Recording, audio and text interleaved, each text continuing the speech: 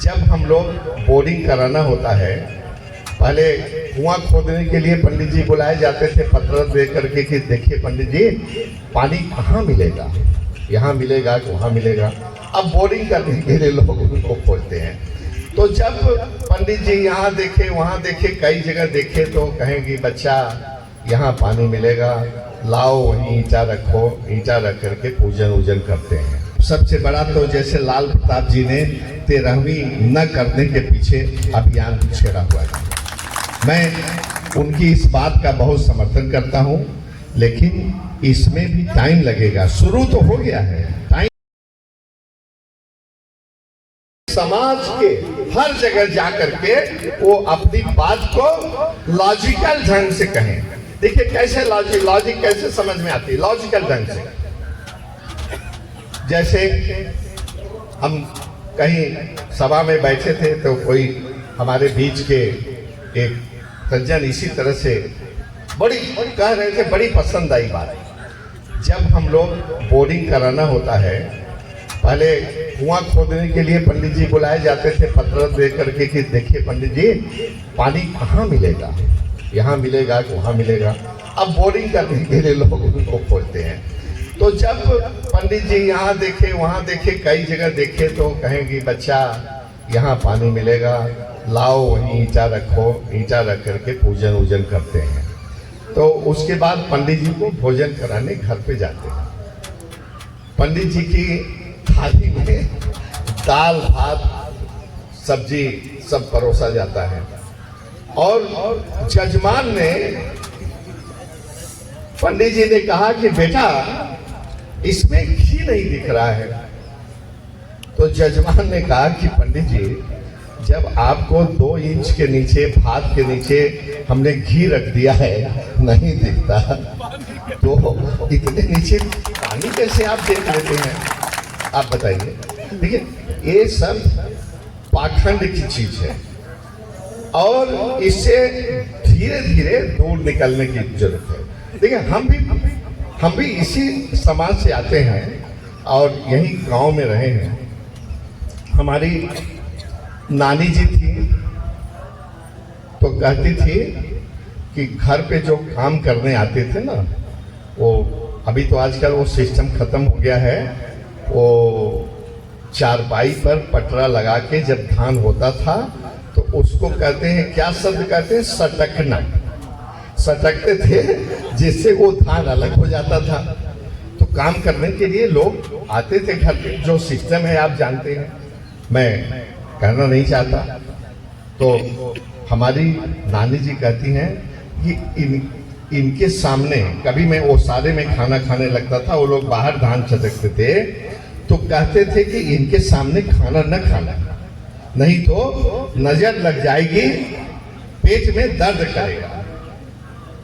लेकिन हम हमेशा भले छोटे थे लेकिन मैं बहुत रेबलस टाइप का था, हमेशा इन सब चीजों को पहले से ही समझता था और बड़ा विद्रोह होता था मेरे मन में कि हमारी नानी जी, हालांकि मेरी नानी थी, उनका बड़ा सम्मान था, उस तरह से वो उनका सम्मान करते थे, इज्जत देते थे, लेकिन ये चीज उनको मेरी एकदम पसंद नहीं आती थी। मैं देखता था जब नानी जी नहीं है तो मैं खाना लेके वो सारे में क्या, वो जहाँ काम सटकती थी वहीं जाकर के बैठ के खाने लगता था और मैं जानता था कि ऐसे समय खाऊं जब मेरी नानी जी आकर के देखे मुझे।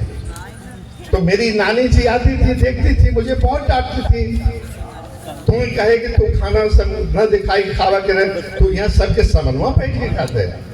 हम कहते थे नानी जी इससे कुछ नहीं होता, अभी देखिएगा हमारा पेट दर्द करता है कि नहीं, हम तो एक को नहीं, हम तो 1 दर्जन को दिखा के खाएंगे तो हमारा पेट दर्द नहीं करेगा। और नानी को शाम को बताते थे, देखिए मेरा तो पेट दर्द नहीं किया। नानी जी तुम्हार बात झूठ हो, हम एक न माने। तो बात यह है कि हर चीज को समझने की जरूरत है और बड़े प्यार से, बहुत सम्मान से उसको हटाने की जरूरत है। इसी तरह से तमाम चीजें हैं। मुझको थोड़ा कहीं 3 बजे पहुंचना था, मैं छोटा बोलूंगा, मोटा सोटा जाऊंगा। तो 1-2 चीजें और कहना चाहता हूं कि आप लोग जितनी भी ये हमारे समाज में इस तरह की चीजें हैं, सबसे बड़ा तो जैसे लाल प्रताप जी ने 13वीं न करने के पीछे अभियान छेड़ा हुआ है।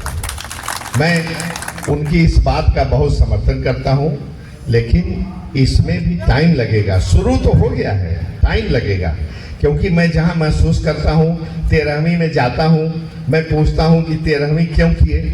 जाता तो इसलिए हूं कि ढेर सारे लोगों से मुलाकात होगी, इतने लोगों से मैं मिल पाऊंगा।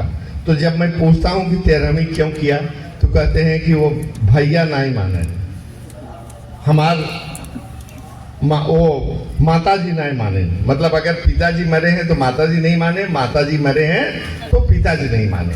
लेकिन ऐसे भी लोग हैं जो कि 4 भाई हैं, तो चारों सलाह करते हैं कि 13वीं नहीं होने चाहिए, केवल एक हमको फॉर्मल औपचारिक रूप से लोगों को बुलाएं, शोक सभा करके उसको खत्म करें। तो इस तरह से समाज में 13वीं 12वीं और शादी ब्याह में आप लोग जितना खर्चा करते हैं उससे थोड़ा कम करिए, उससे थोड़ा दूर होइए। ये मेरा एक आप लोगों को संदेशा है। और महिलाओं को जो संदेशा है कि घर की मालकिन आप हैं, अपने को एसर्ट करिए।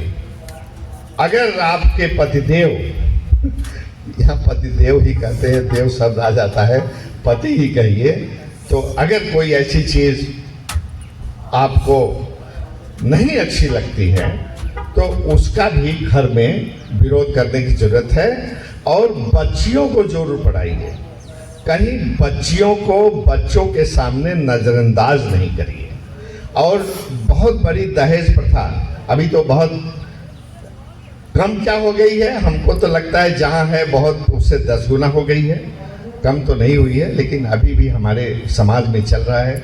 लड़कियों की शादी के लिए दहेज प्रथा भी है। मैं जानता हूं कि उसमें बाप को कितना बलिदान देना पड़ता है।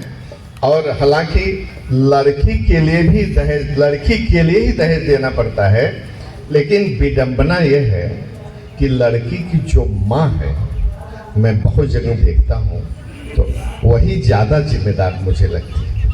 तो हे महिलाओं, भले यहाँ तुम्हारी संख्या कम है, लेकिन इस बात को अगर सुन रही हो, जा करके मन में बिठाओ।